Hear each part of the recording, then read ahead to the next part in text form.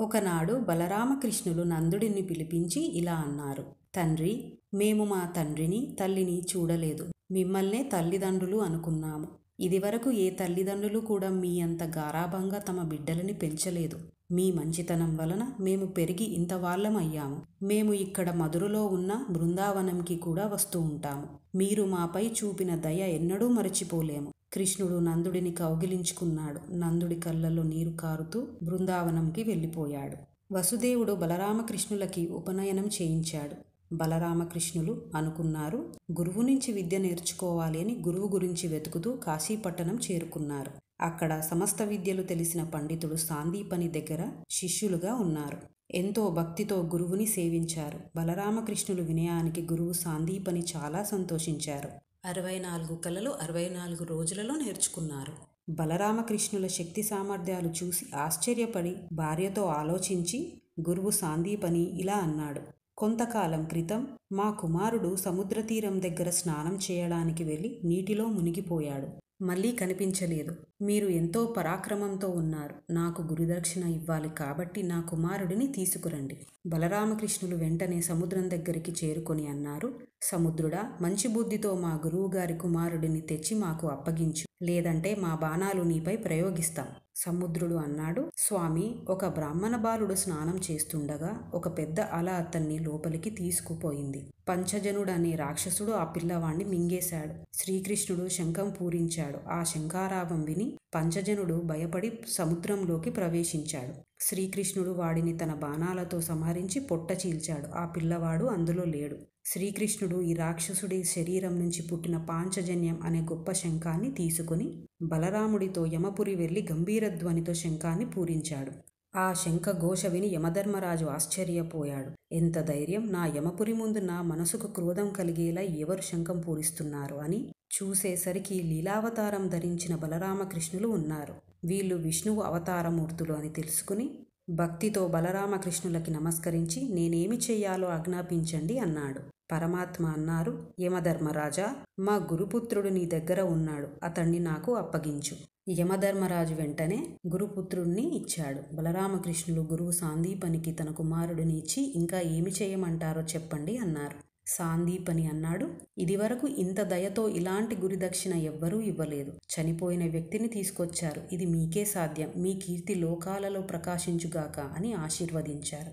బలరామకృష్ణులు మధుర చేరుకుని శంఖం పూరించారు. ప్రజలందరూ సంతోషించారు. ఈలోగా కంసుని భార్యలు జరాసంధుడి కూతుర్లు. వారు తమ తండ్రితో అన్నారు, తండ్రి, మా భర్త కంసుని కృష్ణుడు సంహరించాడు. మాకు వైధవ్యం వచ్చింది అని ఏడుస్తున్నారు. కోపంతో జరాసంధుడు అన్నాడు, కృష్ణుడు కంసుని సంహరించాడా? కృష్ణుడికి అంత ధైర్యమా? ఇక నేను ఈ భూమండలంలో ఉన్న యాదవులు అనే వారే లేకుండా చేస్తా అని శపథం చేసి యుద్ధానికి బయలుదేరాడు. తన భారీ సైన్యంతో మధురని ముట్టడించాడు. శ్రీకృష్ణుడు అనుకున్నారు, జరాసంధుడిపై సామదాన భేదాలు పనిచెయ్యవు. దండోపాయం ప్రయోగించాలి. నేను ఈ అవతారం స్వీకరించింది భూమిపై ఉన్న చెడ్డవాళ్ళని సంహరించడానికి. జరాసంధుడి సైన్యాన్ని నేను సంహరిస్తూ ఉంటే వాడు మళ్ళీ సైన్యం సమకూర్చుకుంటూ ఉంటాడు.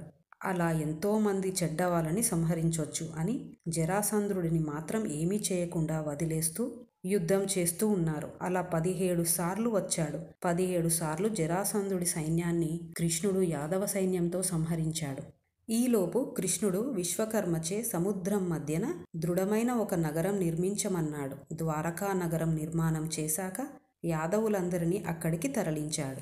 బలరామకృష్ణులు మధురలో ఉన్నారు. ఈలోగా నారద మహర్షి కాలయవనుడి దగ్గరికి వెళ్ళి అన్నారు, కాలయవన, నువ్వు ఎందరో బలమైన రాజులని గెలిచావు. కానీ ఎందుకు యాదవులని జయించలేదు? నీతో యుద్ధం చేయగలిగిన వాడు ఒకడున్నాడు. చిన్న పిల్లవాడు, నల్లగా ఉంటాడు. శ్రీవస్తం అనే పుట్టుమచ్చతో చేతిలో వేణువు పట్టుకుని మెరిసిపోతూ ఉంటాడు. కృష్ణుడు అని అంటారు. మధురలో ఉన్నాడు, వెళ్ళు. కాలయవనుడు తన సైన్యంతో మధుర బయట విడిది చేశాడు. కృష్ణుడు వాళ్ళ మధ్యలోకి వెళ్ళాడు. కృష్ణుడిని చూసి యవనుడు నారద మహర్షి చెప్పినట్టే ఉన్నాడు అని ఆశ్చర్యపోతూ శత్రు సైన్యంలోకి వస్తున్నాడేంటి అని కృష్ణ అని పిలిచాడు. కృష్ణుడు పారిపోతున్నాడు. ఇదేంటి యుద్ధం చేయకుండా పారిపోతున్నాడు అని యవనుడు గుర్రంపై ఎక్కి కృష్ణుడిని వెంబడించాడు. కృష్ణుడు ఒక కొండ గుహలోకి వెళ్ళాడు. యవనుడు గుర్రం వదిలేసి గుహలోకి వెళ్ళాడు. అక్కడ దుప్పటి కప్పుకొని ఒకతను ఉన్నాడు. అది కృష్ణుడే అనుకుని యవనుడు తన కాలితో ఒక తన్ను తన్నాడు. దుప్పటిలో ఉన్న అతను లేచి కోపంతో చూసేసరికి యవనుడు భస్మమయ్యాడు. ఈ దుప్పటిలో ఉన్న అతను త్రేతాయుగంలో ఇక్ష్వాకు వంశంలో మాంధాత కొడుకు ముచికుడు, గొప్ప భక్తుడు. ఒకసారి ఇంద్రుడు రాక్షస సంహారానికి సహాయం అడిగితే రాత్రిపగలు నిద్రపోకుండా రాక్షసుడిని సంహరించాడు. దేవతలు సంతోషించి ఏం వరం కావాలి అని అడిగారు. ముచికుడు అన్నాడు, నేను చాలా అలసిపోయా, నిద్రపోవాలి. కొంతకాలం నన్ను ఎవ్వరూ నిద్రాభంగం చేయకుండా ఎక్కడ నిద్రపోవాలి. దేవతలు ఈ గుహ చూపించి ఇక్కడ నిద్రపో, నీ నిద్రని ఎవరు భంగం చేసినా వారిని నీ కంటితో చూస్తే భస్మమవుతారు అన్నారు. కృష్ణుడికి ఈ రహస్యం తెలుసు. యవనుడికి యాదవుల చేతిలో మరణం లేదు, అందుకని ఇలా చేశాడు. 18వసారి జరాసంధుడు యుద్ధానికి వస్తే బలరామకృష్ణులు పరిగెడుతూ ఒక పెద్ద పర్వతంపైకి ఎక్కారు. అందులో దట్టమైన చెట్ల పొదలలో దాక్కున్నారు. జరాసంధుడు తన సైన్యంతో ఎంత వెతికినా బలరామకృష్ణులు దొరకలేదు. అందుకని నిప్పు పెట్టించాడు. పెద్ద అగ్నిజ్వాలలు వచ్చాయి. ఈలోపు బలరామకృష్ణులు పర్వతం అటువైపు నుంచి సముద్రంలోకి దూకి ద్వారకకి వెళ్ళిపోయారు. బలరామకృష్ణులు చనిపోయారనుకుని జరాసంధుడు వెళ్ళిపోయాడు. ఓం నమో భగవతే వాసుదేవాయ నమః.